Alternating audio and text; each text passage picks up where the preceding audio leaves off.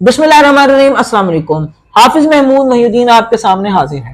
दोस्तों, आज की मेरी वीडियो उन बच्चों के लिए है जो अपनी स्टडीज को बाहर के मुमालिक में करना चाहते हैं और उसके लिए वो आइल्स को करने की सोच रहे हैं, लेकिन वो पजल है और ये सही से समझ नहीं पा रहे कि क्या आइल्स वो कर पाएंगे या नहीं कर पाएंगे।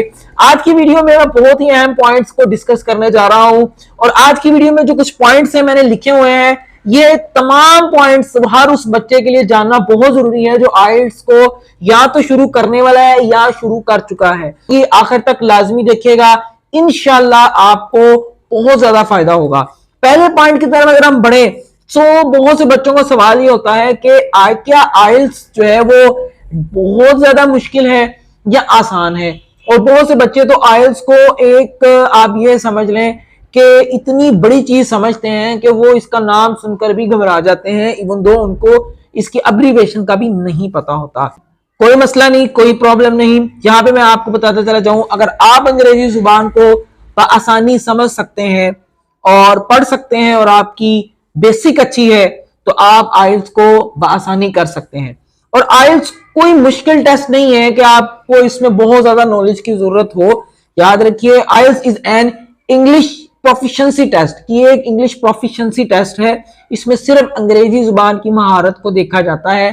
आपकी बेस या आपकी जो नॉलेज है वो कितनी ज्यादा है इसको बिल्कुल भी परखा नहीं जाता। तो यहां पे मैं आपको कहना चाहूंगा कि आइल्स जो है वो बिल्कुल भी मुश्किल नहीं है।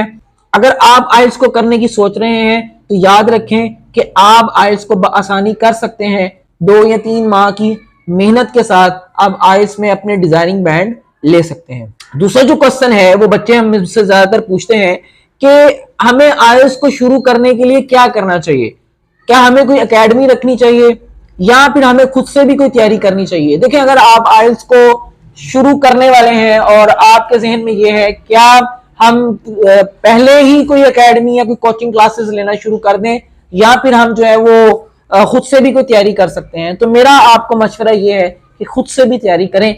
उसके लिए जरूरी ये है कि स्पीकिंग जो है वो आप शुरू कर दें। आप अपना इंट्रोडक्शन करना शुरू कर दें, यूट्यूब से आपको वीडियोस मिल जाएंगी। इसके अलावा जो है वो आपको कई बुक्स मिल जाएंगी। सिर्फ और सिर्फ अपना इंट्रोडक्शन आप बताना शुरू कर दें, बोलना शुरू कर दें इंग्लिश को, अपने आप को, अपने इर्द गिर्द की चीजों को, अपनी लाइकिंग को, डिसलाइकिंग को, अपनी क्वालिफिकेशन को, फैमिली को, नेबरहुड को, अपने जो है वो क्लॉथ्स, अपने कपड़ों को, अपनी जो है वो फेवरेट चीजों को इंग्लिश में बोलना स्टार्ट कर दें। इसका आगाज आप घर ही से करें और याद रखें कि आपको यूट्यूब पर सिर्फ इंट्रोडक्शन की और अपनी लाइकिंग और डिसलाइकिंग की वीडियोस 1000 मिल जाएंगी। आप सिर्फ उनको फॉलो करते हुए अपनी इंग्लिश, जो बेसिक आपकी इंग्लिश है, उसको बेहतर करना शुरू कर दें। और ये लाजमी करें, आइल्स को शुरू करने से पहले आपको इसका बहुत ज्यादा फायदा होगा। सो आइल्स जाने से पहले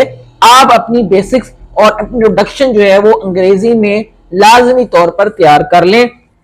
रीडिंग, राइटिंग और लिसनिंग की जहां तक बात रह गई तो इसके लिए सिंपल इज दैट, आप ज्यादा से ज्यादा कोशिश करें कि आर्टिकल पढ़ना शुरू कर दें और न्यूज़पेपर्स को पढ़ना शुरू कर दें और उसको समझें कि ये क्या कह रहा है। और उसको बिल्कुल आप फिक्र में या आप उसको बहुत ज्यादा मुश्किल टास्क मत समझें, सिर्फ इजीली उसको कैरी करें और उसको पढ़ना शुरू कर दें। और आहिस्ता आहिस्ता 1, 2, 3 हफ्तों के बाद जब स्पीकिंग का आपको इंट्रोडक्शन आ जाए और 2 हफ्ते से 3 हफ्ते जो है वो आप रीडिंग में गुजार लें तो बासानी आप जो है वो कोई भी कोचिंग क्लासेस ज्वाइन कर सकते हैं। इससे आपको काफी फायदा रहेगा।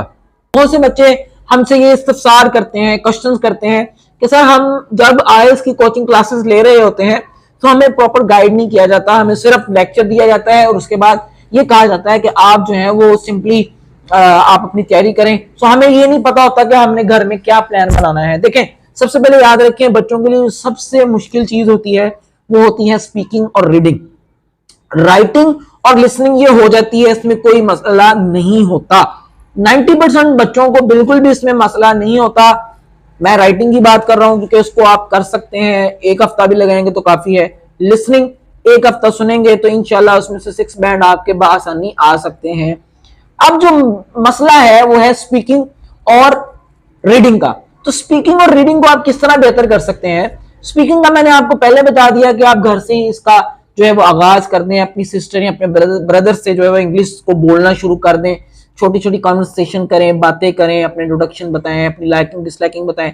जहां तक रीडिंग की बात है तो रीडिंग एक ऐसी चीज है जिसमें सिर्फ और सिर्फ आपकी प्रैक्टिस की जरूरत है।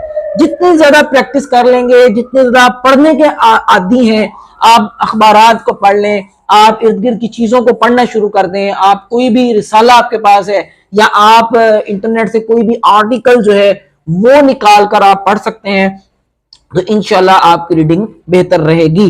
और अगर आप एकेडमी ज्वाइन कर चुके हैं तो याद रखें अपना मैक्सिमम टाइम आपने रीडिंग को देना है। आप प्लान बनाएं कि आपने रीडिंग का एक टेस्ट घर में लाजमी करना ही करना है। इसको आप अपनी आदत बनाएं। रीडिंग को एक भी दिन आपने स्किप नहीं करना। स्पीकिंग, लिसनिंग और राइटिंग, इन तीनों में आप कोई ना कोई डेज रख सकते हैं, लेकिन रीडिंग जो है वो आपकी 7 दिन चलेगी। ये बात आपने याद रखनी है। अब नेक्स्ट बढ़ते हैं अपने पॉइंट की तरफ कि आइल्स का ड्यूरेशन क्या होता है। बच्चे कहते हैं जी कितने माह में आइल्स हो जाएगा। मैं जब भी किसी बच्चे का जो है वो मेरे पास एडमिशन आता है तो उसके पेरेंट्स हो या वो खुद हो तो वो ये सवाल करता है कि सर कितने माह में हो जाएगा। बहुत सी एकेडमीज कहती हैं जी 40 दिन में हम आपको आइल्स करवा देंगे। ऐसा नहीं है जी, बिल्कुल नहीं है। आइल्स को करने के लिए कोई एक खास टाइम ड्यूरेशन बिल्कुल भी नहीं है। वो जो 40 दिन होते हैं वो एकेडमीज या टीचर्स का अपना उसमें मफाद होता है, क्योंकि उन्होंने नेक्स्ट बैच शुरू करना होता है। आपसे 40 दिन या 2 माह की फीस लेके वो उसी ड्यूरेशन में आपको जो है वो खत्म करवा देती हैं। आप आए ना आए उनका हेडेक नहीं होता। फिर जो है उन्होंने नेक्स्ट सेशन शुरू करना होता है। जबकि अगर मैं कहूं तो मेरे से अगर आप पूछें तो मैं ये हमेशा ये बच्चों को सजेस्ट करता हूं कि ये आप के ऊपर है कि आप आइल्स को कितने दिनों में, कितने माह में करते हैं। यहां तक मैं बताऊं सो आइल्स की सिर्फ और सिर्फ अगर किसी चीज को टाइम लगता है सो वो सिर्फ और सिर्फ स्पीकिंग को लगता है। रीडिंग, राइटिंग और लिसनिंग, इसके लिए सिर्फ और सिर्फ आपकी प्रैक्टिस की जरूरत है, जो आप 15 दिन भी मुस्तकिल मिजाजी से कर लें तो काफी है। अगर हम बढ़ते हैं नेक्स्ट, लास्ट जो पॉइंट है हमारे पास वो है आइल्स की बुक्स। सर मैं एकेडमी नहीं जाना चाहता, मुझे ये बताएं कि आइल्स के लिए कौन सी बुक्स जरूरी हैं। एक सिंपल सा हल है, मैं आपको बताता चला जाऊं कि आइल्स के लिए सबसे पहले तो आप जिन बुक्स को प्रेफर करें वो है कैम्ब्रिज की बुक्स।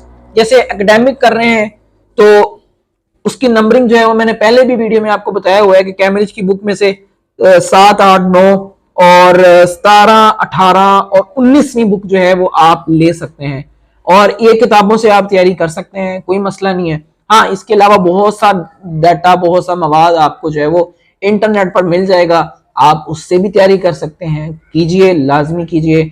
और जो क्यू कार्ड है इस चीज को जरा गौर से देख लीजिएगा कि आप जो न्यू क्यू कार्ड ऐड होते हैं हर साल, जैसे जनवरी 2024 में न्यू क्यू कार्ड ऐड हुए, उसको लाजमी आप एक दफा देखें। और जो नया डाटा ऐड हो रहा है उसको लाजमी तौर पे आपको वीडियो से मिल जाएगा, मेरी वीडियो से मिल जाएगा और बहुत से यूट्यूबर्स हैं, तो उसको आप लाजमी तौर पे उसका फॉलोअप रखें ताकि आप आंखों के सामने हो कि किस तरह की क्यू कार्ड और किस तरह की स्पीकिंग वो हमसे करेंगे। सो ये आज के कुछ 5 पॉइंट्स थे जो कि मैंने आपसे डिस्कस करने थे।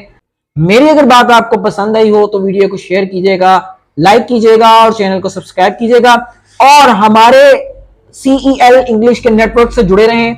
अल्हम्दुलिल्लाह हमारे हर 2 माह बाद एक नया आइल्स का सेशन शुरू होता है और हम बच्चों को बेहतरीन तैयारी करवाते हैं। नोट्स हमारे अपने हैं, सारा डाटा हमारा अपना है। अगर आप वो चाहते हैं तो आप मुझसे रब्ता कर सकते हैं। मेरा नंबर जो है डिस्क्रिप्शन में मैंने लिखा हुआ है। अपना बहुत सारा ख्याल रखिए, मुझे इजाजत दें। अल्लाह हाफिज।